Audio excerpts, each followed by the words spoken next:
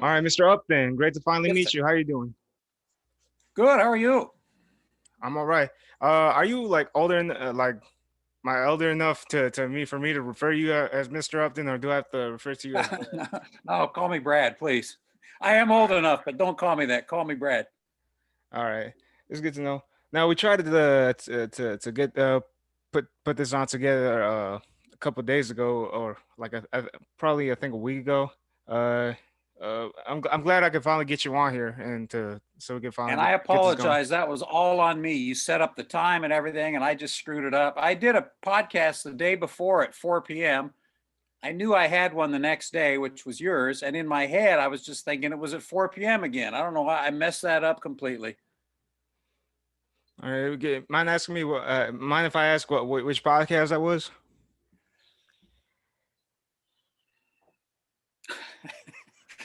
I can't even tell you. Uh, it was a If you live can't, thing. if you can, it's all right. No, I could dig through my emails. I could figure it out. Wasn't as good as this one.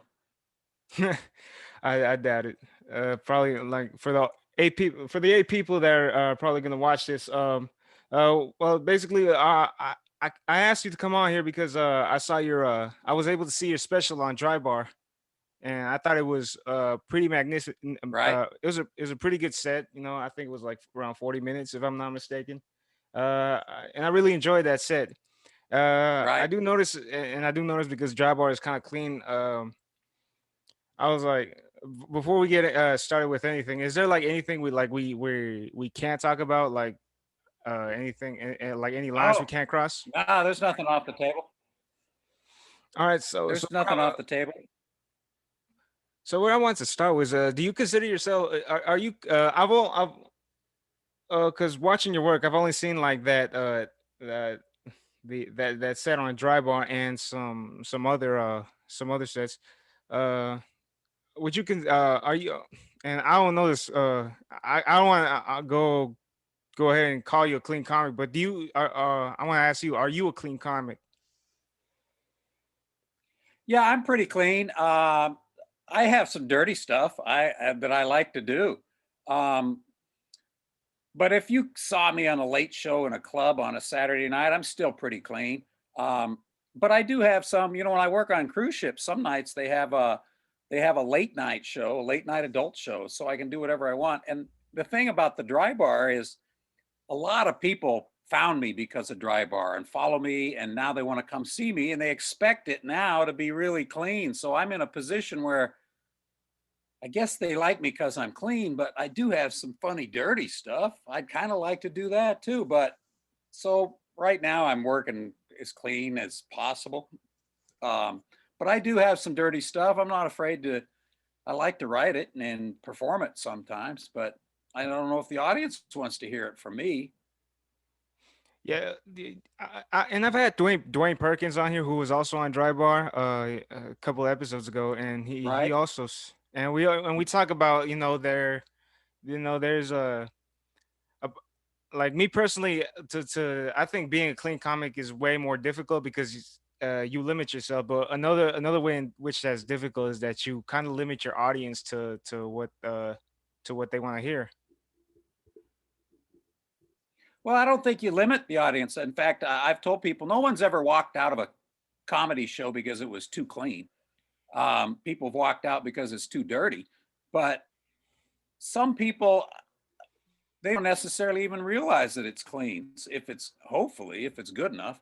Um, but clean comedy pays the bills quite well. I mean, I do a lot of corporate events, a lot of conventions, stuff like that, and they pay big money not to get offended. So I'm happy to do that. But I do like to do a late show in a club on a Saturday night and dirty it up a little bit. And a clean comic can always work dirty.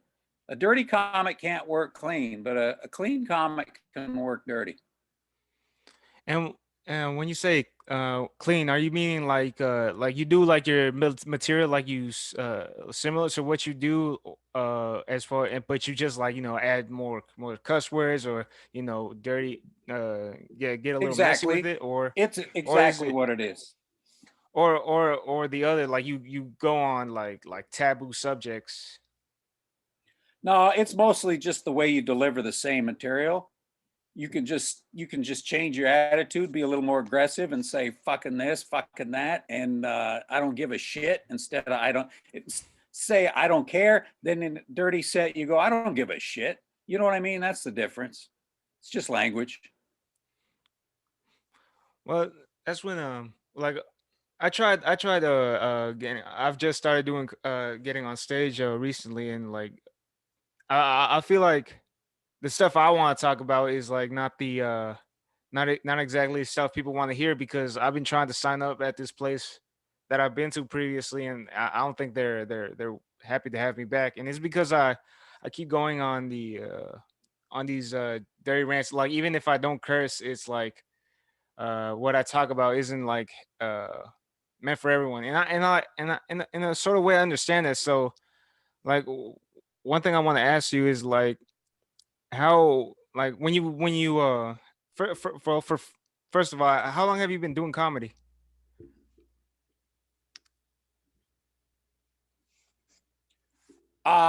Started 36 years ago is when I started. 1984. And like were those college days, high school days? What were those It days? was after college. I started kind of late. I was 28 years old. I started kind of late. I was teaching fourth grade at the time. I was elementary school teacher. Oh, so you already had a job by the time you started. Was when you Right. did comedy, when you started doing stand up, was that like more of a side gig, or was it more of a hobby?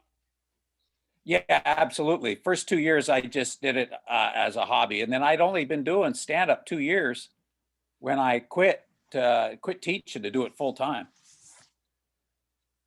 And And like there wasn't much around where I was living either, because 1984 comedy wasn't everywhere. I had to drive 150 miles to the closest open mic.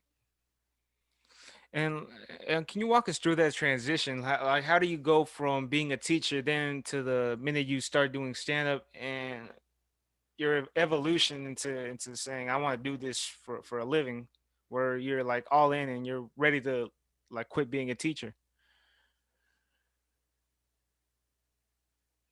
That's a good question. I was working. I did a couple of competitions with professionals while I was still teaching. So I made some friends with the professionals, and I got phone numbers of people that were booking stuff. So I had some contacts, and these guys were working, and I thought I'm as funny as these guys are. And teaching school. The thing about teaching school is when I quit, I always thought to myself, if this doesn't work out, I can go back. I can go back and do. I can go back to teaching if this doesn't work. So once I quit, I had enough phone numbers that I'm pretty sure I could get work.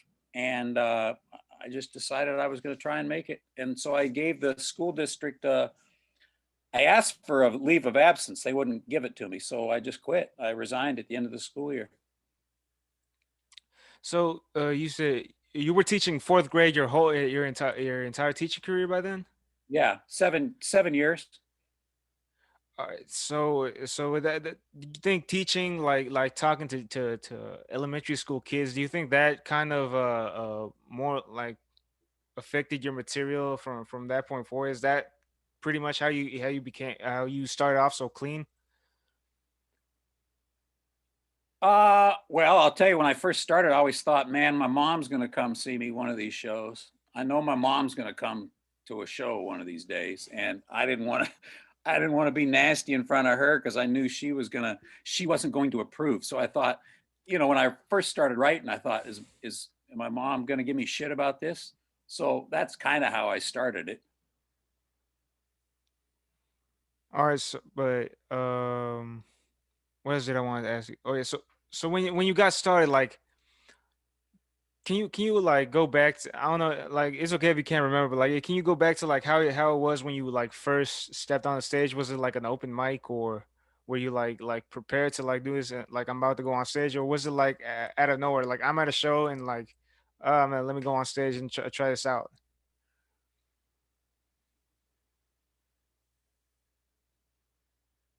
Oh no, I've been wanting to try for a long time. I wanted to and I wanted to and I just was afraid to. I just didn't have the guts. And I had written a set, a 5-minute set, and I had memorized it word for word. And then I went to an open mic and I signed up. And right before it was my turn, I chickened out.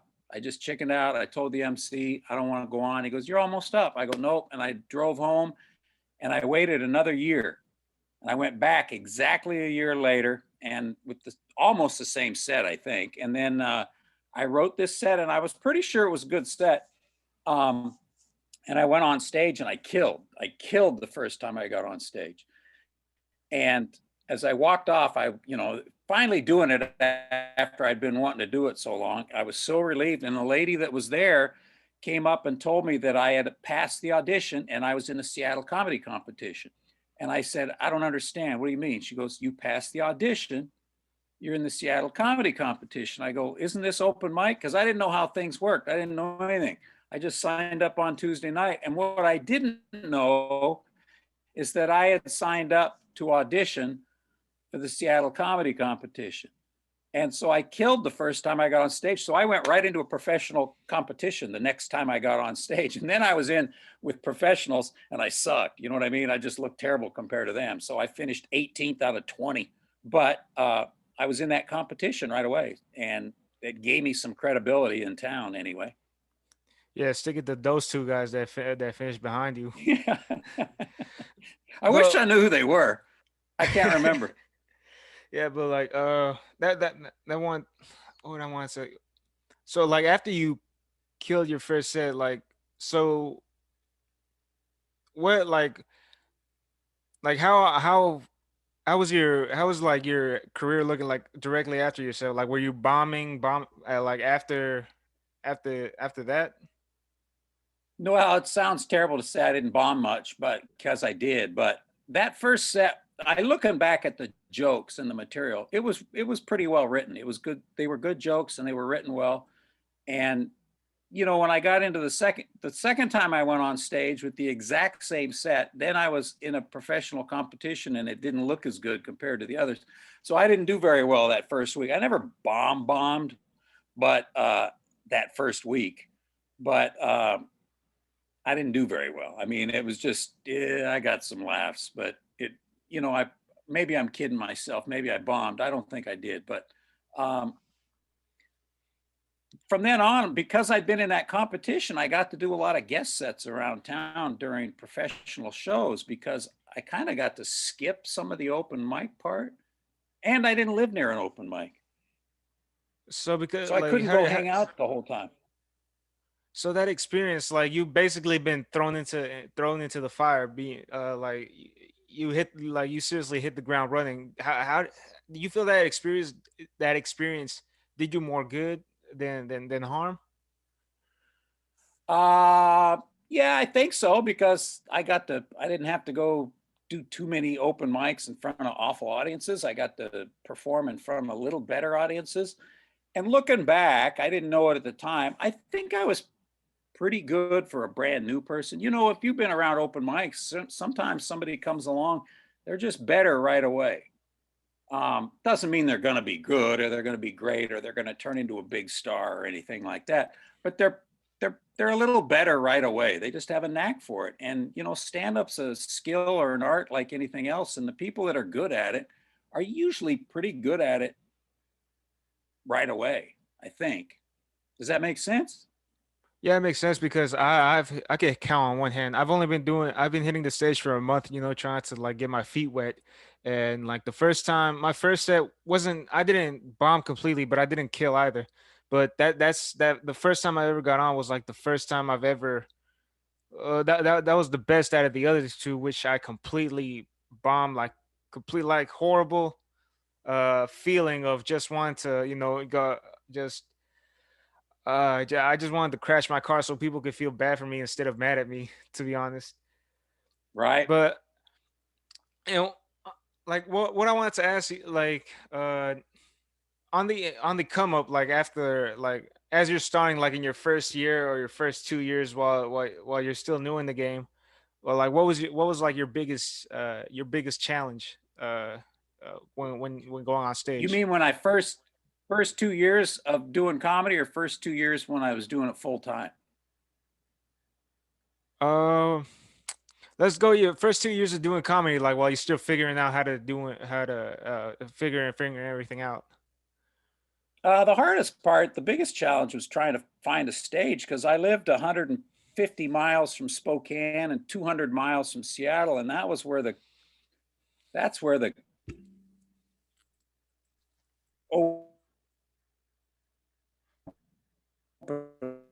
mics were. But in the meantime, in the town where I was at, I would go, been in the Seattle comedy competition. Can I do a guest set? And then I did a lot of local material, which killed because it's local material. So that helped me right then. But when I first started, it was just, I just didn't get on stage very much because I didn't have access to it. So that was the hardest part. When and I wanted to ask with that because what I find my biggest problem is that right now I don't have a hard time like finding a stage. I know a couple places that do open mics. The problem is, finding the time for it because I have a busy schedule. But other than that, I'd say my biggest challenge is when I go on stage is having like uh, a presence. In that, I mean, trying to like feel normal like while I'm on stage, like feeling like I could talk like I usually talk. Because one thing I say about myself is that everything is about me is funny except for except for my jokes. And the reason I feel that way is because every time I go on stage and like that as soon as I see that light on me, every funny thought I've had just goes completely blank, and I completely forget like everything I write down, everything I had planned, everything I thought could be funny. All my Because on a normal basis, like while I'm like on the car ride or to the place, or while I'm at home listening to music, like the funny thoughts just keep circulating and circling and circling. But as soon as I stand on stage, it's like completely shut down. Like there's no pipeline. All I can think about is the light burning on my face, the microphone in front of me, and that's the only thing in my Right. mind. And the worst part is, as soon as I get off the stage, then that cycle of funny thoughts, the funny references goes back. It turns back on, and I was like, oh my god, all that stuff I could have said while I was on stage, and like it just shut down. So I'd say that would be my biggest challenge. So what advice would you give to me to basically feel normal while on stage, to like feel like it's just like every other place? That's a good question, and it's very common. You said something earlier about doing better your first time on stage than your second or third time on stage. That's really common for a lot of comedians.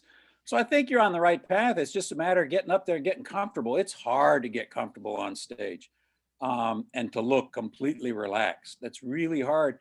The best thing to do is keep getting up there. Of course, you already know this. You just got to do those jokes over and over and over in your head to make sure they come out of your mouth. Even now, when I'm doing new stuff, I get a little nervous because it's something new coming out of my mouth for the first time. Um, I think you're on the right path. You just got to keep getting up there and get more comfortable. And like one thing, I forgot what it was bring up. And like like the first two sets, I basically, oh, here it is. I wrote my jokes down on the book, and I wrote a set, like an entire set to see if I could fill 5 minutes of it. And it's like like a full list down. But like like then I was realizing, man, I can't memorize all of this, and like and it's not coming natural every time I speak it. So the last time, which was actually I was on stage Monday. Oh no, wait, Sunday night. I was on stage Sunday night, and one thing I tried doing was, don't bring your notebook. Like just go up there, and like I try to do what you said, try to get comfortable. And I was like, what can I do up here, what can I do on stage Like, don't grab the mic, don't do nothing. Just like, what can I do on stage to like feel natural? Because it's an open mic night. It's not like people are gonna forget it. Nobody's gonna. I'm not getting paid. Nobody's getting paid. It's like it's great practice just to throw away this just get it over with. Throw away this memory and just maybe you get better next time. Right. But you know, Yeah, don't take the notebook on stage. I'm against taking notes on stage. I never did it. I don't think you should, because then you just get comfortable looking at those notes and you know that you don't have to memorize it because it's your crutch laying there next to you. I'm sure you probably write when you write a set list out, you just write a set of words that mean something to you, no, or do you write the whole bits? I don't write the whole thing. I write like half the thing. Let's like for example, I have a whole bit about hold on, let's say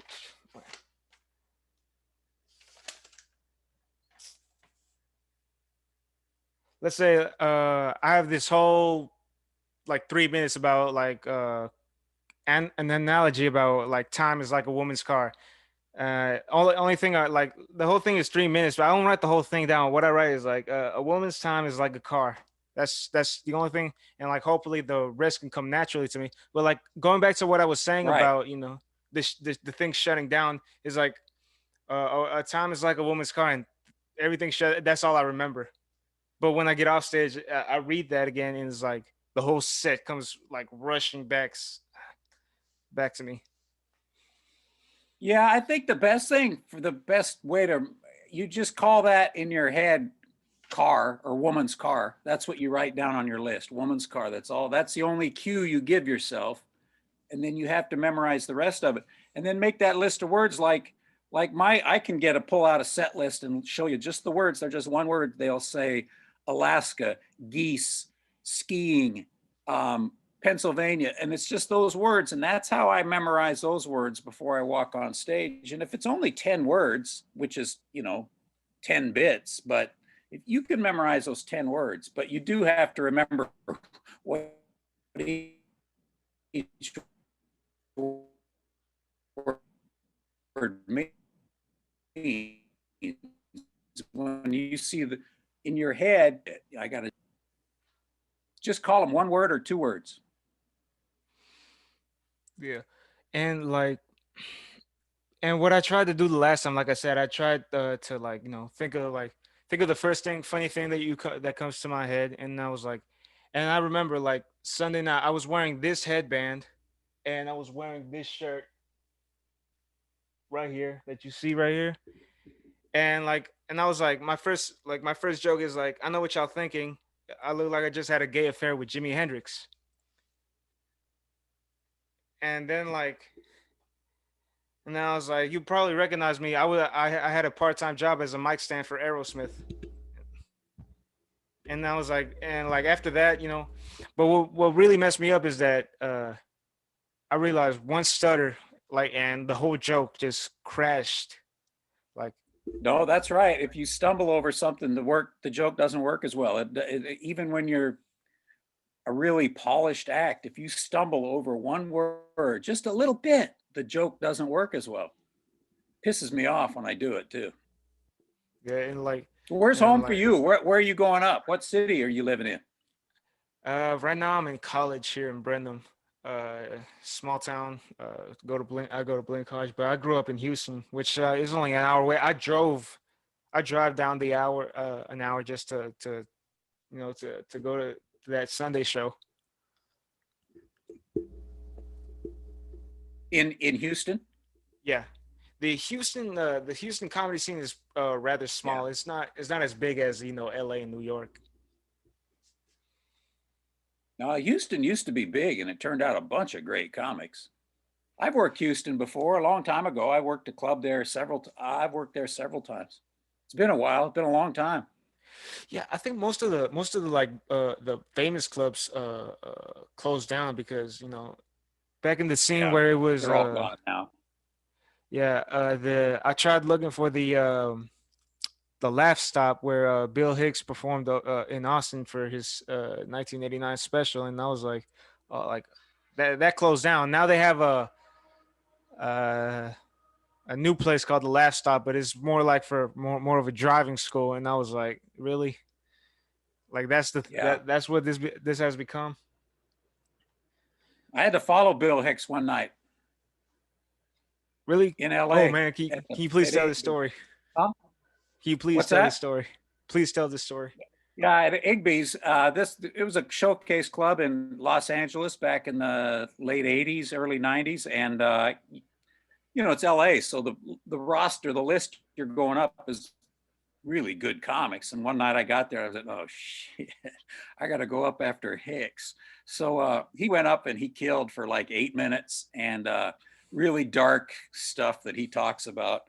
And then I was still doing all my stuff about teaching fourth grade, all this happy, nice, clean shit about teaching fourth graders. So I went up right after. I go, ladies and gentlemen, big round of applause for Bill Hicks. I said, I have a brighter outlook on life than Bill does, which got a big laugh because it was really dark.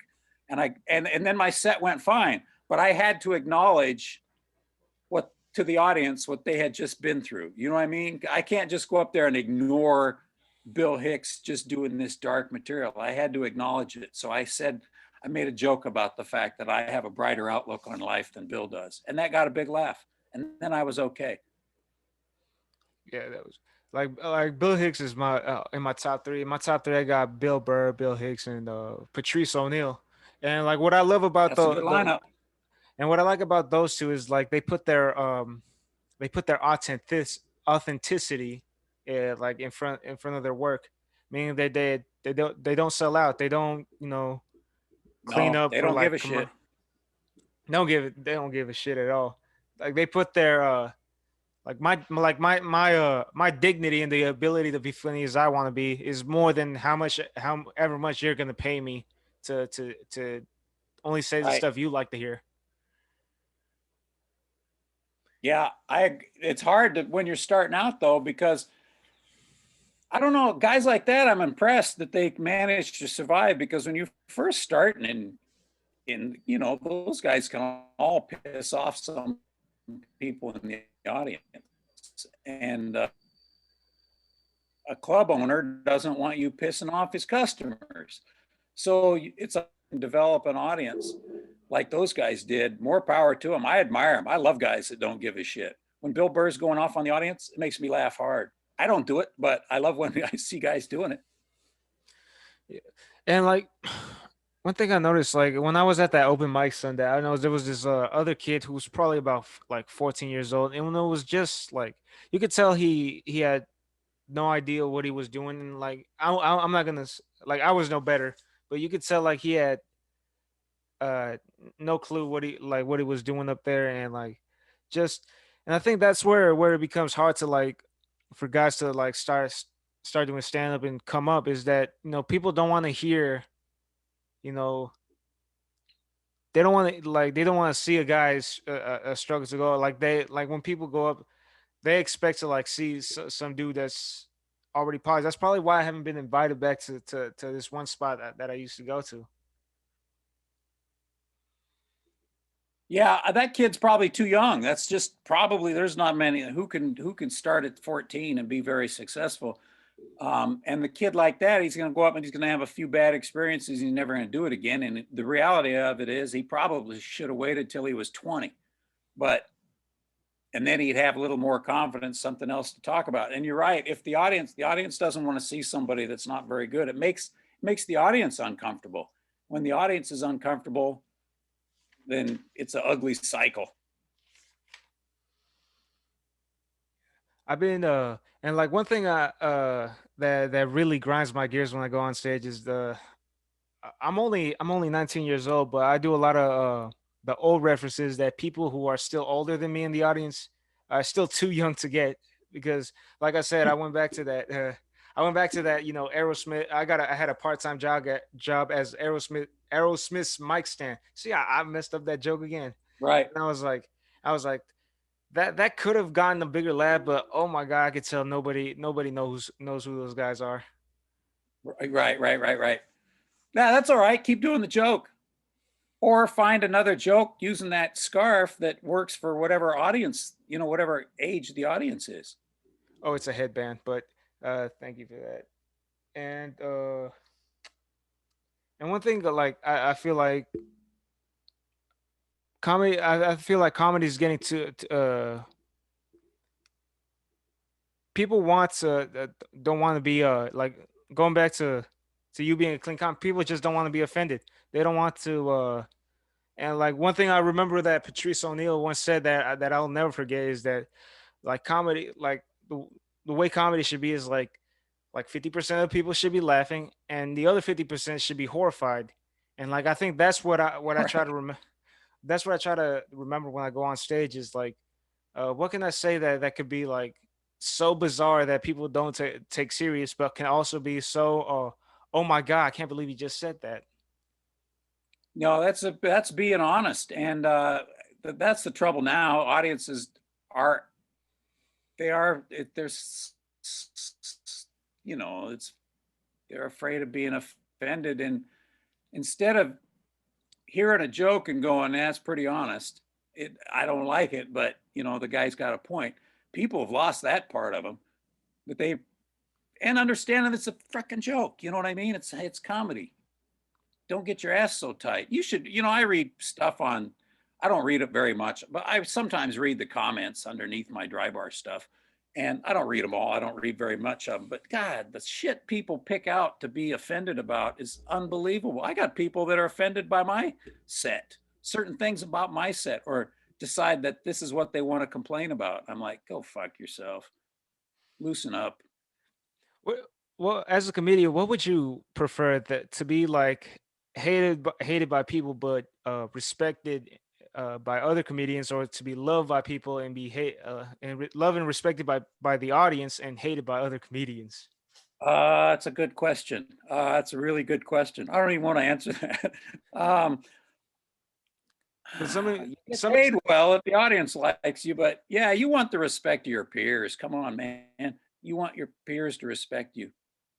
because we Absolutely. and like that's and those are like the people we appreciate. Like Bill Hicks was one of those people. I think today be someone like Norm Macdonald. Patrice O'Neill was some of those people, and that's the reason why I put those guys in my top in my top three. You know, when like Bill Burr had to go made it shot a special Paper Tiger, which was amazing. He when I was like, how big is the arena that like I wish I could see how big that arena was to see how many people truly love them, because like when you see like his stuff here, you see his set on Saturday Night Live. It was like the audience like seems so 50-50 when it comes to Bill Burr, but then you see him perform on some other place in the world and it just filled an arena. Yeah, because that's people are coming because they love him. So that's who buys the tickets. People that hate him aren't going to buy any tickets. And when he's performing on Saturday Night Live, that's not necessarily the people in the audience aren't necessarily Bill Burr fans. They're just people that want to see Saturday Night Live being taped live. So they come and then they're like, oh boy, I don't know about this guy. But when Bill Burr goes out and works in an arena, those people love Bill Burr and they're buying Bill Burr tickets because of him. And that's a whole nother thing too about working a great big arena as opposed to working a 200 seat club. When can you point out what was the edgiest you've ever gotten, or how what was the what was one joke you got the crowd so, like I said, like horrified, half horrified, half laughing? I don't know. I don't haven't had that many of them. I know one joke I tried for a long time. I said there's a new restaurant opening where all the waitresses are survivors of breast cancer. It's called Hooter, which I thought was hysterical. I thought it was funny, but fuck, people got hated that joke because they thought I was making and and I thought it was. I still think it's a funny joke, but man, people think I'm making fun of women with breast cancer, and I'm like, it's just a joke. Loosen up. I tried it when for a you while. People wouldn't buy it. Plus, they're when you expecting me to be nice. when you it's like when you say something like that, do you like at the back of your mind you say, "I wish I was bigger so people who only people who love me buy tickets to my show," or was it Yes, like is yes, yes, yes, yes. I wish that's exactly what I'm thinking because I know some people are going to be pissed. one take I have, and I'm working on a set about on a bit about this is you we see these competition shows like America's Got Talent, and you see it's about like music and all other talents, but let's stick into comedy. Is like the we it's you're on TV, you do a stand up set. There's this dude who was on America's Got Talent who did stand up. What was his name? Preacher some Preacher I can't Lawson. Preacher Lawson, exactly. And here's one thing. When it's good, you're on TV. You had to say he was like I like Preacher Lawson. I think he was funny when he was on there. But here's some there's like to everything there's pros and cons. And one con was when he was doing a set. I think it was down here in Houston. A lady in the audience was talking to him like she was his friend because like he's in the middle of his set Right. and he's in the middle of his set and he said and the lady just goes, I just want to say that I think it's great and it's truly inspiring that from where you gone to where you are now. And I was like, and then, then he started roasting her. But the one thing that came across my mind is like being on cable TV really probably like it didn't ruin his career, but it kind of nicked it in a way where there's this perception about him that he's just this TV friendly guy that just talks to anyone, just like any other guy people we see on TV. Yeah, absolutely. That's the thing. And then there's some dumbass people in the audience that just think they can start talking to you in the middle of the show. It's like, come on, lady.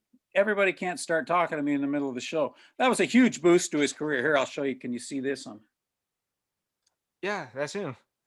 Yeah, he came over to my house 4 years ago for Thanksgiving. I had him over to my house for Thanksgiving. I know Preacher pretty well. He's a good guy. Um, that was a huge boost being on that show. I mean, it got him thousands of followers and people coming out to buy tickets to see Preacher Lawson and stuff. But yeah, then they got these.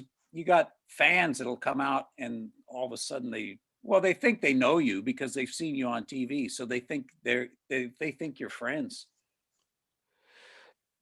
But and going back to the subject of clean comedy, do you feel like, and I talked about this with Dwayne Perkins, do you feel like, how do you feel about the handcuffs that puts on you? Like, and I asked Dwayne Perkins at the end of the last podcast, like, if you were to reinvent yourself, if you were to have like a renaissance in comedy, like, what would it look like? And I was like, and I asked him, like, if you want to get dirty, become more filthy, or you want to talk about subjects that will look completely different to what you're currently doing, like, what would that look like? Or would you just like stay where you are and keep at it?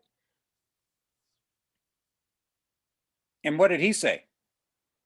Like he said, like, I believe he said, I got to go back and say it, but I was like, he's like, if it's something I want to do, if it's something that comes naturally, that I'll do it. But basically, that like, Yeah, I think I'd stay in my same lane, probably work the same way I have. I mean, before Dry Bar showed up, I was successful in the business. I mean, I was working all the time. I've always been working all the time and making good money. Just never nobody knows who I was, but I was making good money doing it by working clean. You know, those like I said, corporations and conventions, those kind of things, they want a comedian after dinner and they pay a lot of money for it. And I was doing a lot of that. That's a good niche to have. And then, there's nothing wrong with working on cruise ships either. They take you all over the world. They pay well. So yeah, I don't mind the path I've taken. It isn't, I'm not working arenas, but I don't mind the path I'm taking. like to be I feel like to be a clean comic that just takes a different type of talent because you're not just like the to cursing, but you're restricted. Like, some comedians, like the world is yours, is in your hand. You could just do whatever. But when it comes to like to keeping things clean, you're like down the straight path. There's things you can't talk about. There's lines you can't cross, and like that's why I asked you. Like that's why I consider like the handcuffs, that go on you when you decide to be a clean comic. If Because if Jerry Seinfeld decides to be filthy, that then his whole fan base might could probably die, because he's probably, or shift, because he's been doing it that way for Right. several years. I don't think it handcuffs you. I don't think it restricts anything because there's no limit to the amount of subjects you can talk about. So I don't think it restricts you at all. In fact, like I said, if I can work dirty, I can follow a dirty comic. I can do that very easily. I can change my act a little bit, follow a dirty act by being a little harsher, a little edgier. Um, but when you're a dirty comic, there's a lot of stuff you can't do. I mean, as far as getting hired and getting work in certain places, they're just people aren't going to hire you for all kinds of stuff. Once you get famous, then you do whatever you want. That's the beauty. Once you get big and famous, you can do whatever you want. I forgot what I was gonna ask you. Shoot, I had a brain fart because I was really listening to what you had to say, but now like I can't remember what I was about to ask you. We're gonna have to sit through this dead air. Oh, that's all right. No worries. Ah, How long when did you start? You said you've just been doing it not very long, right? yeah, I started a month ago, but I started this podcast. Uh, I think 9 months ago. Oh yeah. I just remember what I wanted to ask you, but like let's start it. Like Okay.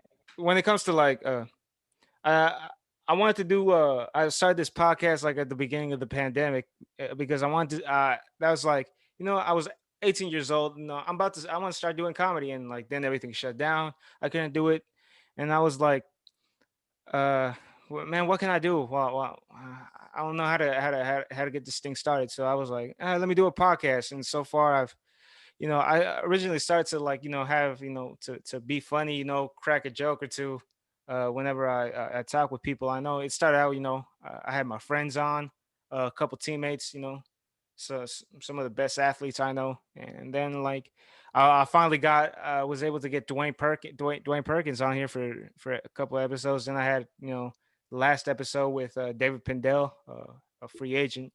And so far I've been doing good. What kind of sports you talking about when you said teammates? What do you play? Oh, well, I played football in all through high school. I'm trying to play football again. And I know I got, a bunch of people I went to school with going to college. Uh, we have I interviewed like half of the our track team won state 2019, I think 2018, 2019. Right. And so I had a couple of those guys come on here, and I was like, let me interview the Texas State track team state championships, and that, and I also some teammates I play football with, and that's basically how I got started. It was all, just, you know uh on a budget. Right. I'm still on the budget. It's like probably a $200 to worth of equipment. Well, you're doing Not it in your even. closet, right? No, I'm doing this is my closet just has no door. It's I'm I'm in my just room. I'm I'm in just my giving you room. shit. Sorry. And going back to I found the question I originally forgot. Do you feel comedy is therapeutic to you? Ah, yeah. I'll tell you what you know, I was working when I at the beginning of 2020, I was looking at my calendar and I'm like, man, 2020 is going to be my best year ever. And then bang, March, all the dates were gone, everything was gone. Since last March, I've only been on stage 4 times. And I realized what I miss is feeling my brain working 100 miles an hour because there's nothing like a live performance to make those synapses fire. You know what I mean? That's what I miss is the live performance of being on stage. And when I've gotten off the handful of times that I've worked, I go, man, I miss that part of it. I miss feeling my brain work that fast because when you're on stage performing live, doing stand up, you're constantly making decisions. You're taking the feedback from the audience. Do I make the longer version of this bit or the shorter version? Do I make this joke nicer or harsher? And you're making those decisions constantly. And it feels good to have your brain working that fast. I didn't know that till I didn't do any shows for months, but that's what I miss. So yeah, it is therapeutic. And what about the emotional outlet you get? You get like, is it like stuff you get to like finally blurt out that you've been like keeping congested? Yeah, absolutely. Having And that's some what. kind of frustration or something funny that you want to share with people. People keep saying during this pandemic, oh, you're going to have so much new material. I go, comedians are having trouble writing new material right now because you don't have any place to get on stage and try it out. So, it's hard to paint without a canvas. So you might be writing some stuff down, but if you don't get to work it out anywhere, it's hard to create any new stuff. And like when it comes to my joke writing, it's like a take for example, like, because I don't get on stage a lot. Take it like let's say it's like a 5 lane highway, and like a truck just like swerves and crashes on the side, and like Right. all the cars pile on. And they refuse to stop because they feel like they have to keep going. That's how I feel with my joke writing. Is like as soon as that first joke crashes because I haven't gotten on stage yet, is like, and like let me work. As soon as I get this truck back moving again, let me work on the ones back there. But like it keeps coming and coming and coming, and like I write Right. more jokes. It's just more cars and cars just crashing, piling on in the back, and that's like, oh my god, I got to get this truck moving and get this out the way. And like that's what I feel like, because I have one of those brains that just like works like at 100 miles an hour. But Yeah. also the emotional outlet it do is like, the reason the stuff I talk about is so dirty is because like inside I have so much anxiety and like angst like Right. built up, that I was like, like the horrible stuff I see in my head, I'm pretty sure if people can figure it out, I'm pretty sure people can. Everyone goes through this stuff, and like when I figure out like people don't go through this stuff, it's like oh my god, like people really hate me for talking about this stuff. Yeah, those jokes, I find writing those jokes that I go in streaks, it seems like I'll write a whole bunch of stuff and then I don't write anything. And then I write a bunch of stuff and I don't write anything. So it's kind of streaky for me. But when I started, I told you way back, I wanted to get on stage for a long time. I just didn't have any guts. So I was writing for like 6 years. So when I first started, I had a lot of material to work through at first. I had written it all down. I just hadn't tried it in front of an audience. And when you try a joke and it doesn't hit, you got to try it 2 or 3 times before you realize, nah, it's no good. Throw it out. But the first time you do it and it doesn't work, and if you think, I know that's a good joke, try it again a few times before you decide. I get fooled all the time on jokes that I think are funny, and I'll try them and I go, I guess they're only funny to me. And certain jokes I think, it's not that funny, but the audience loves it. And I think, well, must be a good joke. Yeah. And like whenever I like the same thing happens in podcasting. Once like when we're talking and I like a question pop in my head, and then like, and while I'm listening to you, I like, let me ask this question next. But then like again, there's that car crash piling on. Like three more Right. questions. Like now I forget what question I wanted to ask, because they're all, it's just one train wreck in my head. Uh, the and when going back to what I said about like the dirtiest, like my favorite thing, joke. It's not a joke, more of a segue. It was like, I had this whole bit about, uh, they might try to cancel ACDC because of a song they wrote back in 1980, considering they just dropped an album a month ago. The whole bit was, just talking about, and the whole bit was about the song, "Let Me Put My Love Into You," and I was like, talking about how much it was a rapey song. Then like 2 minutes later, like after talking about some other stuff, I was like, Speaking about rapey songs, I am single again, and like that, and I was satisfied with the reaction I got, like the half horrified, half laughing, and like that was like that so far has been my favorite joke. So, Right. which segue, and Yeah, keep using it, keep working on it. It's funny too. I saw somebody tweeted, speaking of rapey songs, what was that? What's that Christmas song? Um, Baby, it's cold outside, right? Remember they oh tried getting yeah. that thing taken off the radio, this 50-year-old Christmas song, and they go, wait, at the same time, the biggest hit right now is Wet Ass Pussy. So how are you going to get rid of this old, you know what I mean? Yeah. You're trying to get rid of this song from 50 years ago, and the biggest hit on the radio is Wet Ass Pussy. And like when it comes to that, is like, again, like it's it's just putting it together for like 5 minutes, like, because once I hit the stage, it's no longer just me like doing comedy. It's just trying to survive, and like that's the worst position like I could be on. Well, the hardest part, the thing I've told, just remember how you get out of that last bit and how you transition. What's the transition? If you can remember those transitions, that set will flow faster and flow better. That's the thing you kind of have to go say out loud to yourself is how's this joke end and how's the next one start? Because you can get to the end of a bit and you go, shit, what's next? What's next? What's next? Your brain's firing. What's next? What's next? What's next? I can't remember what's next. And then you just jump into whatever comes up. And then you go, fuck, I'm off. I lost track. I lost track. Yeah, and another thing Patrice O'Neill once said is that when you're bombing, the worst thing you could do is like try to save your try to not bomb, try to save yourself, because the power you give people, people are evil. They want to see you fail. They want to see you because they feel this kid on stage is dying up there, and like, and I have the power, and I have this power over him.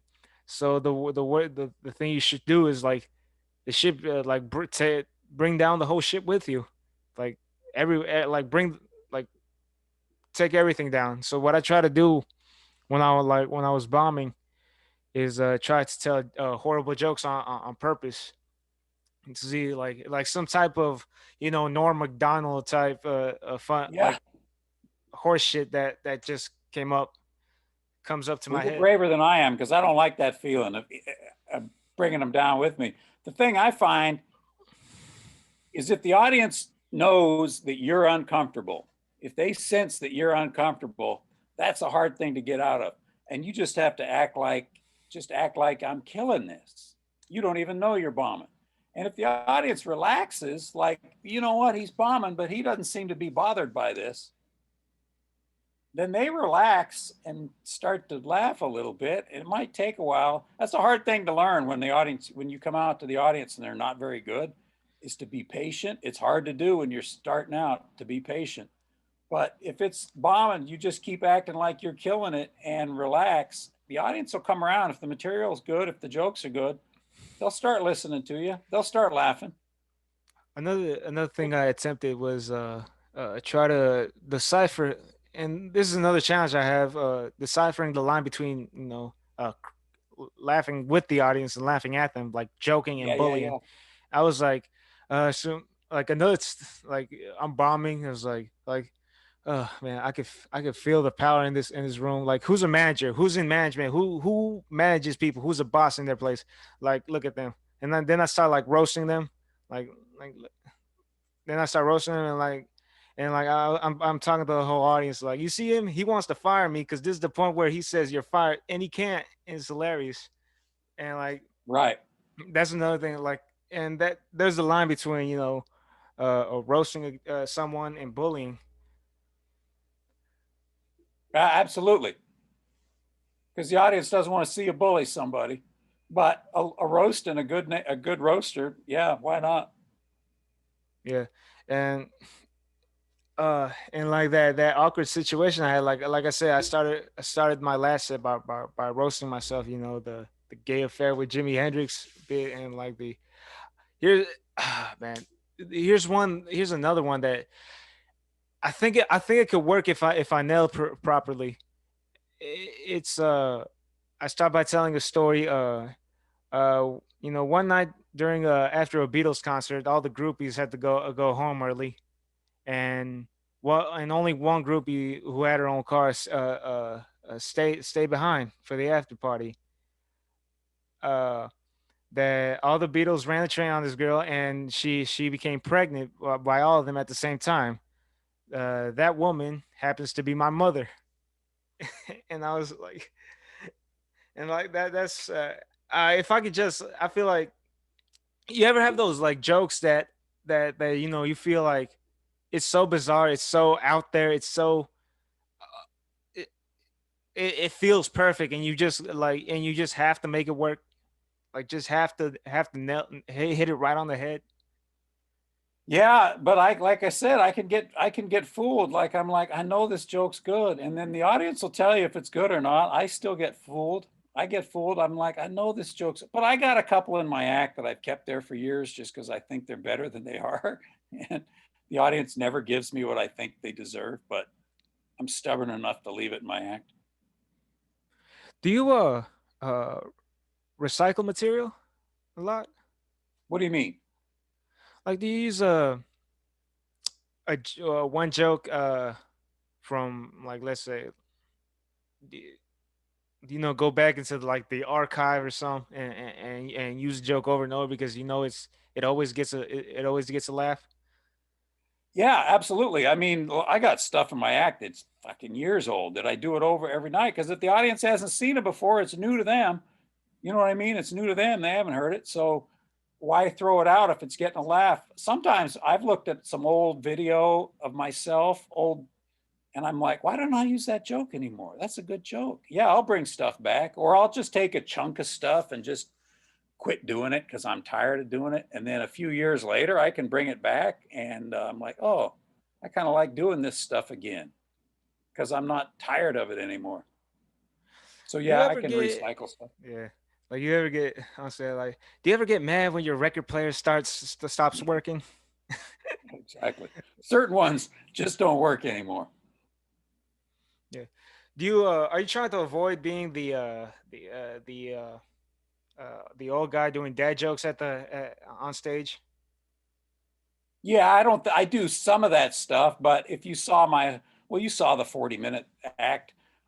I got about, if you see me do an hour, I got about 12 minutes of being married and family stuff. The rest of the stuff has nothing to do with how old I am or anything like that or the dad jokes. But yeah, I don't want to, I appeal actually to a wide range of ages. So I like the fact that there are some young people that think I'm funny. I really appreciate that. And like, final thing I want to talk about is uh when you quit being a teacher to pursue comedy, were you already have you already started a family by then, or was this before? No, I quit in '86. I was with my girlfriend at the time, now my wife. We've been together almost 40 years, but um, that was in '86. We got married in '87. We didn't have our first kid till '94. So we were together. I was doing stand up for 7 years before we started our family. We started late. So I started late. so you were like, do you felt like you were like, had a good foundation to to balance, your family and your career at the same time? Yeah, absolutely. Yeah, absolutely. I lucked out. I got lucky. So yes, I did. I had a foundation and I was making money and so I was able to start a family at that time. And what's the hardest part between, because comedy, stand up comedy is something you have to be on the road for. It's like, it's some like it's one of those traveling gigs. Do you have to? What was the hardest part between juggling raising a family and doing comedy?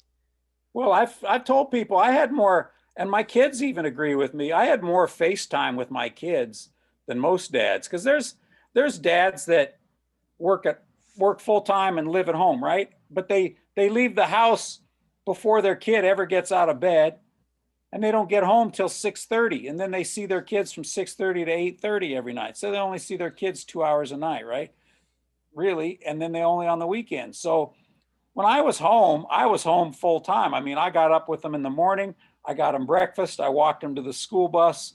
When they got off the school bus at 2:30, there I am. I walk them home. I play with them till my wife got home from work, and then I would go out and do sets in the evening. So I had more face time with my kids, even though sometimes I'd be gone for 5 days. I may go to the airport and leave for 5 days, but I had more time with my kids face to face than I think a lot of dads do that don't travel. So my wife and I managed to make it work. We always did. I don't know how. Again, I got lucky. I'm happy. Any adv any advice you would give to young up and coming guys, or any like at any level that are like been in it for long and still struggling, or or been in it for or still trying to find success in the game? Just keep doing, getting on stage. You know, you said earlier about how you bombed earlier and you like, I wanted to wreck my car on the way home. I've had a couple of quiet drives home where I sat there and after I've bombed like that or not had a very good set, I think to myself, how could I have fixed, what do I need to do to fix that? What should I have said right there instead of pissing? So you got it afterwards. It's easy enough to want to forget about it. But you know, it's like in athletics or football. Somebody burns you deep, you think, shit, how did that guy, I gotta fix that. How do I fix that? I can't get burned deep like that again. I have to fix that. And it's the same way. And you know, I was an athlete too when I started. So you have to figure out how am I going to fix that next time I come across that.